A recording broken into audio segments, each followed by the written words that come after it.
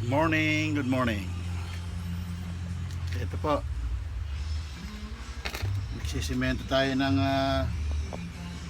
manhole ng Poso Negro. Dati po kantotero, ngayon kantero naman tayo. Kantero ngayon. Shoutout nga pala dun sa taga Nawasa na nag-schedule sa akin na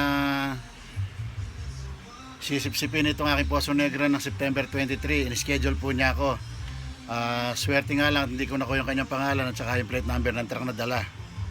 Yung bang siponing, in-schedule po niya ako ng September 23. Hindi po niya ako binalikan. Kaya ngayon, ako na lang humigop.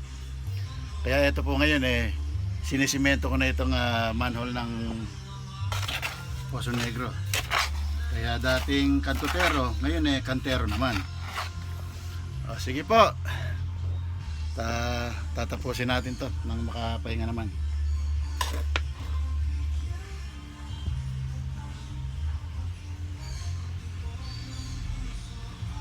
Malapit na pong matapos. Yan. Tara na.